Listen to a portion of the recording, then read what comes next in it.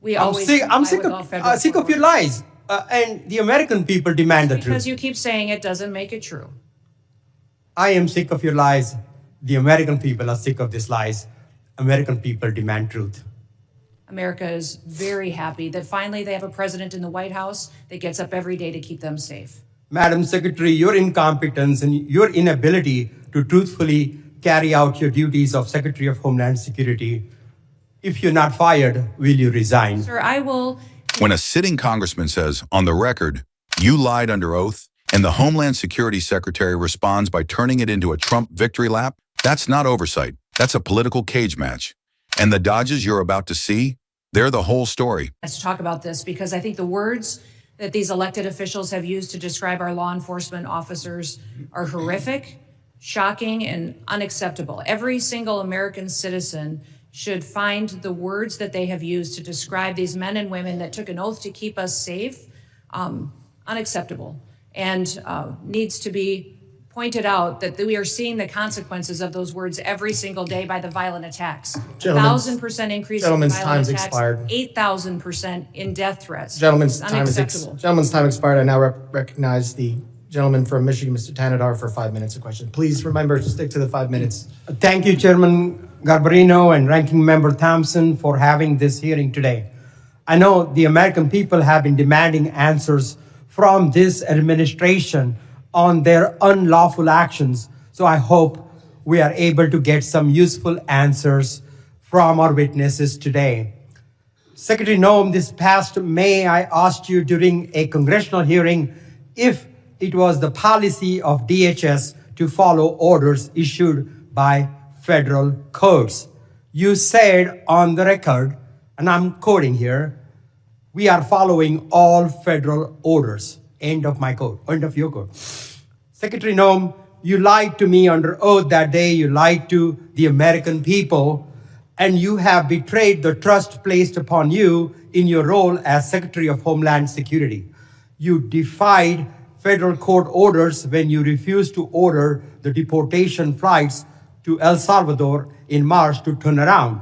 Federal courts have also found your department to have violated federal injunctions in your continue to send non-citizens on deportation flights, with some courts having called your orders unlawful. Secretary Noem, I just have 3 questions for you. 1, why did you lie under oath by saying DHS was following all federal court orders when they clearly were not?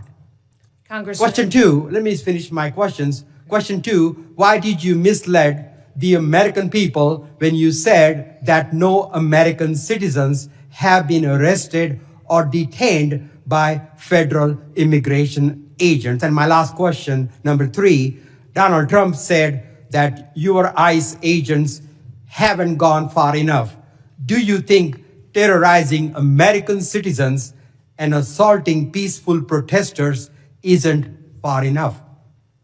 Congressman, the Department of Homeland Security and this administration complies with all federal court orders. We always have and we always will. Not true. And we will continue to appeal. And sir, I will even tell you that at the highest court, at the Supreme Court, the Department of Homeland Security in our litigation has an over 90% success rate in winning at the highest court in our battle against activist judges across this country. Madam Secretary, we will continue to appeal. And then when it gets to the highest court and we get a decision, it is proven that we are right, that we have been compliant. I will also say, Madam Secretary, let me... You want me to answer your questions or not? I do, but let me... you haven't been telling us the truth. Look, there have been at least 170 known cases of citizens being arrested or detained by federal immigration agents this year alone. This is the truth. Are you lying to the American people right now by denying these reports? When we are doing our targeted enforcement operations against criminal illegal aliens, individuals that are in that area may be detained until we verify who they are, and then they are released. This has been done for years, and every single law enforcement operation that has always happened, we follow the same protocols, and we continue to do that. We have never once detained or deported an American citizen. We have not held them and charged them. When we find out and verify their identity, then that is when they are released. You also asked about ICE agents going far enough. Sir, I will tell you that every single ICE agent, CBP agent, federal law enforcement officer that's out there doing their work every day, none of them will rest until our communities are safe. None of them will rest until Secretary terrorists, Noem, it criminals is a fact that off you of our ignored federal streets, orders. and our children and our grandchildren can grow Let up me in a country reclaim my that time truly here, is please. safe. Let me reclaim. Secretary Noem, it is a fact that you ignored federal court orders in March and in May of this year. Do you plan on ignoring more federal orders? We I'm always sick, I'm comply sick with all federal sick court of your orders. lies. And the American people demand the Because truth. you keep saying it doesn't make it true. I am sick of your lies. The American people are sick of these lies. American people demand truth. America is very happy that finally they have a president in the White House that gets up every day to keep them safe. Madam Secretary, your incompetence and your inability to truthfully carry out your duties of Secretary of Homeland Security, if you're not fired, will you resign? Sir, I will consider your asking me to resign as an endorsement of my work. Thank you very much. I yield back my time. If you watched that whole segment and thought, okay, but did anyone actually answer anything? Congratulations. You just saw how hearings get turned into content. Notice how it starts before the main clash even kicks off.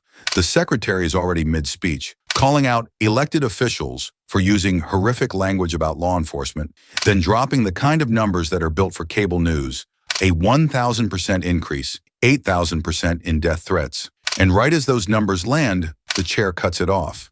Time expired. That's not just procedure. It's the reminder that in Washington, the clock is often more powerful than the truth. Then Thanedar steps in with the nuclear accusation. You lied under oath. He's not doing a polite fact check. He's putting her credibility on trial, tying it to 3 loaded issues: federal court orders, deportation flights, and reports that U.S. citizens have been swept up in immigration enforcement. Like him or not, that's the kind of charge that demands specifics: which order, what date, what action, what documentation. But what you get instead is the classic playbook: slogan, pivot, applause line. First comes the camera-ready denial. We comply with all federal court orders. It sounds clean. It sounds responsible. It also conveniently avoids the details he's pointing to. Then comes the pivot: appeals, the Supreme Court, a 90% success rate, and the magic phrase designed to shut down nuance: activist judges. Translation: if we lose below, blame the judge. If we win later, we were right all along. That's not oversight testimony, that's narrative management. Next is the definition game, and this is where the whole exchange gets slippery on purpose. Thanedar cites reports of citizens being detained. She describes operations where people in the area may be held until identity is verified, then released. In plain English, that's detention. Temporary, sure, but detention. And then, almost immediately, she claims they've never detained an American citizen, redefining detained to mean held in charge or deported. Do you see the move? The practice gets described, the word gets denied, and the goalposts quietly slide. And when he tries to drag it back to the concrete reality, the defense becomes, "This has always happened," which is just another way of saying, "Trust me." Then you get the most revealing moment of the entire clip. When the heat rises, the answer stops being about facts and becomes about loyalty. Instead of receipts, timelines, or documentation, she drops a rally line. America is very happy. They finally have a president in the White House who keeps them safe. That is not an answer. That is emotional framing. It's turning "did you do X" into "we're the good guys." And it's not aimed at the committee, it's aimed at the 30-second cut that will live forever online. To be fair, Thanedar is playing for the cameras too, reclaiming my time, repeating "I'm sick of your lies," then the ultimatum: "If you're not fired, will you resign?" And her response, treating that question like an endorsement, is exactly the kind of snark that wins the room on one side and enrages the other. By the end, the chair has to step in like a substitute teacher. Members can reclaim time, but witnesses need a chance to answer. Translation: this stopped being fact-finding and turned into a clip farm. So here's the takeaway. If your standard of truth is, "I said we comply, therefore we comply," you'll walk away satisfied. If your standard is, "show the order, show the date, show the compliance," you just watched a lot of smoke. And when the topic is courts, deportations, and citizens' rights, smoke isn't good enough. Now you tell me, was this accountability or just 2 competing scripts with the public stuck in the middle?